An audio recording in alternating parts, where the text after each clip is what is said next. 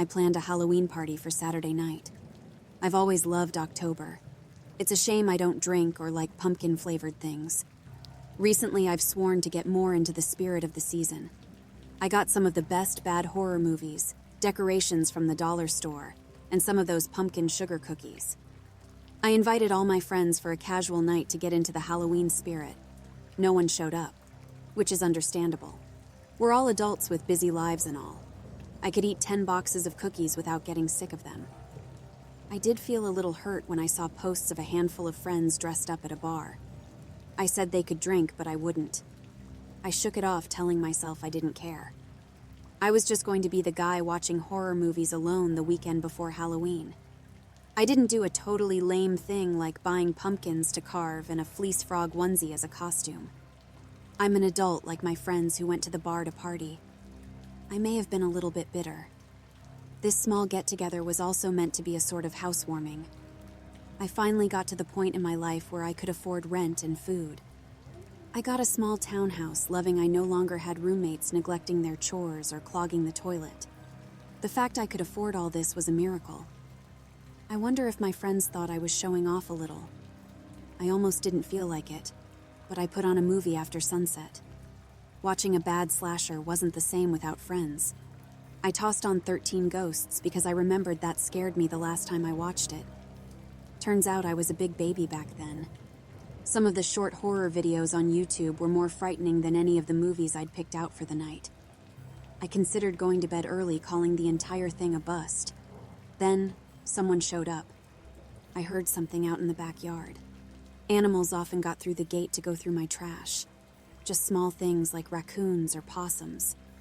I started to put my food scraps out for them in a dish so they wouldn't rip apart my trash. I know I should feed wild animals. They are going to get the food either way. It just saves me from cleaning up a torn bag in the morning. I liked taking photos of the nighttime visitors. They normally showed up later in the evening, causing me to wonder just what was in the yard.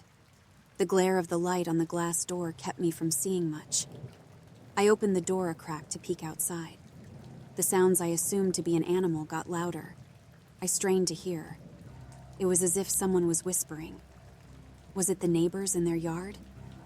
I didn't see a soul outside. The mental image of someone peeking over the fence made the back of my neck prickle. Something fell off the counter in the kitchen. I'm man enough to admit I screamed like a girl. My heart thudded hard against my chest. I thought someone had broken in, and not that a box of cereal had fallen off the counter.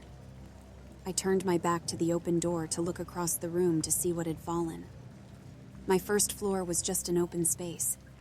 I could see the kitchen area from where I stood by the back door.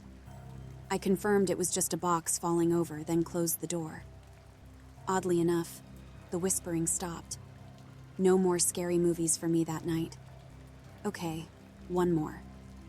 But Scooby-Doo on Zombie Island is a Halloween classic, and not a movie that would add to my unnerved mental state.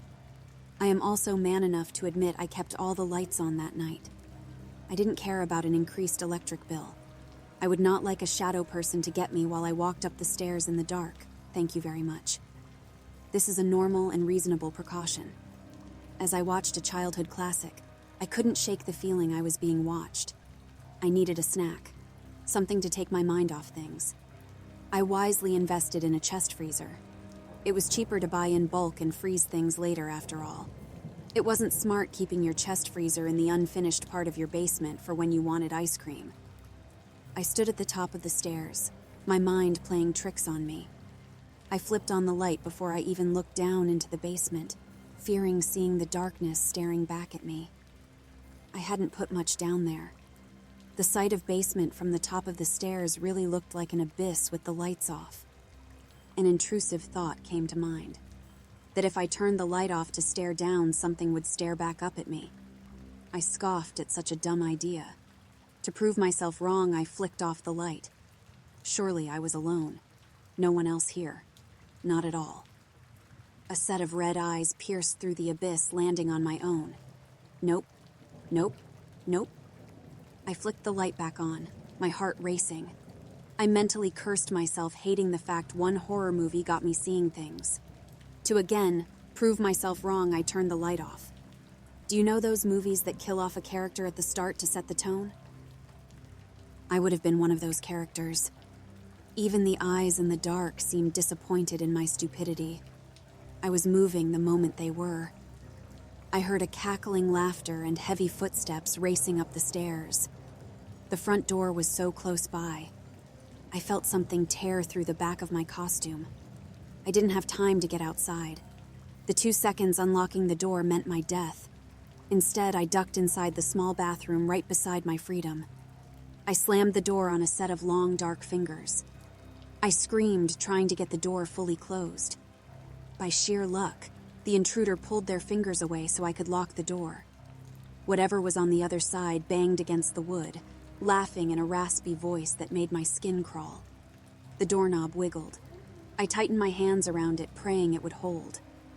Finally, the noise died down. The thing was still out there. I was trapped. No cell phone, no food. Not even a window to crawl, though. I knew whatever monster I now faced could break down the door. It was just playing with me. Why don't you end this quickly? You don't want to starve to death in there, do you? The thing whispered on the other side of the door. I would die of thirst first, I corrected. Wait, there was a sink in here. I would starve to death. No wonder that monster cornered me so easily. I studied my ripped frog suit. Could it be fixed? This thing cost a lot of money after all. Why are you even here? No one ever said the place was haunted, I asked. I hoped that the longer I spoke with the monster, the less frightening it would become. Exposure therapy and all that. Oh, I think you're well aware of your past sins. This kind of pain was coming to you one way or another. The doorknob wiggled, making a chill go down my back. Nope. This thing would be scary no matter how long I heard it speak. But what sins is it talking about?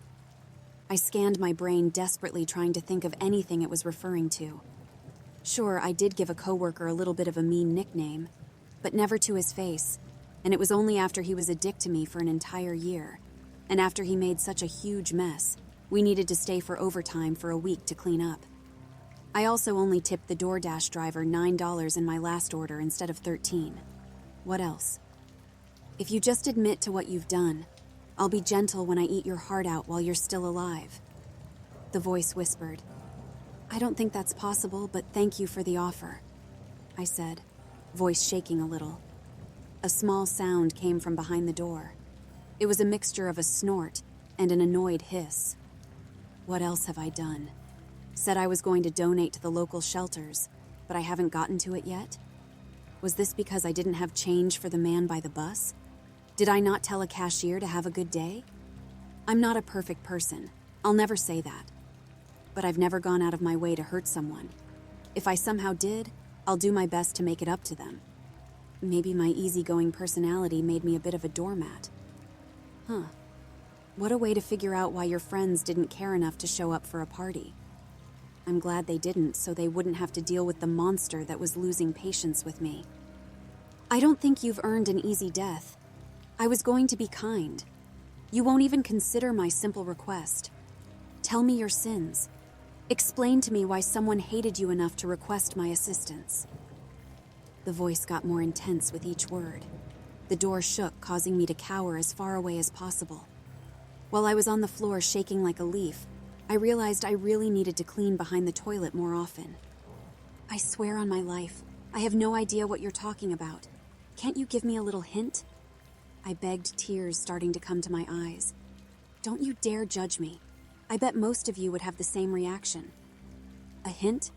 Let me help jog your memory. The door stopped rattling for a long while. I almost thought it was over, but this damn bastard has cheat codes or something. All at once, the entire room shook. The lights flickered as deafening thumping noises overtook the small space. Slowly, a black mass appeared from out of the mirror.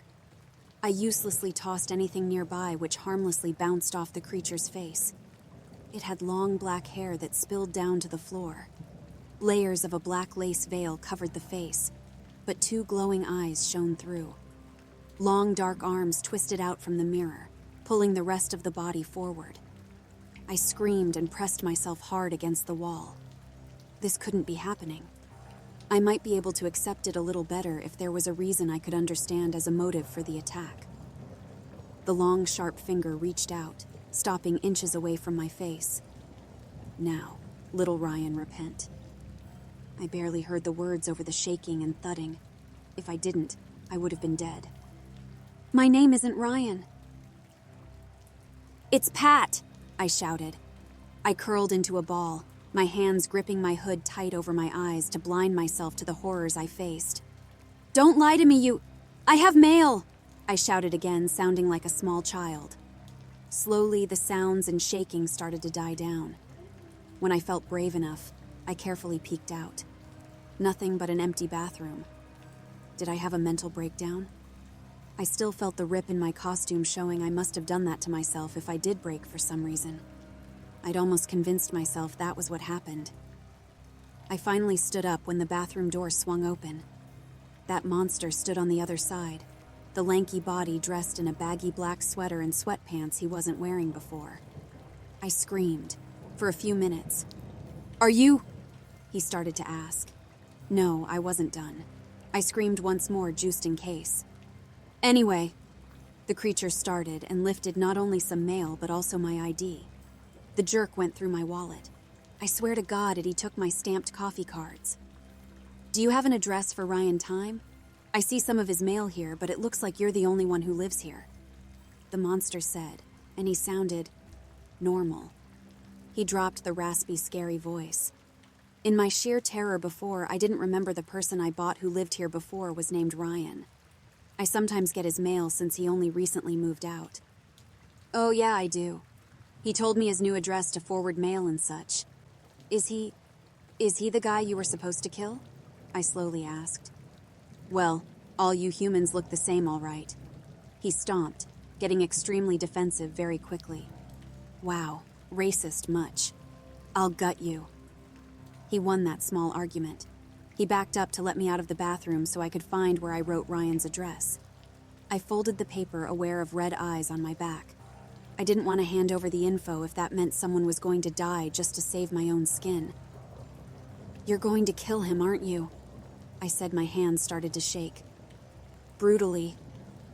He confirmed. I shook my head, feeling sick with fear. If I was quick, maybe I could eat the paper, or do something to save another person's life. If you must know, he killed a family of 4 drunk driving, but fled before the cops got to the scene. The creature explained calmly. I guess Ryan's time is up. Get it?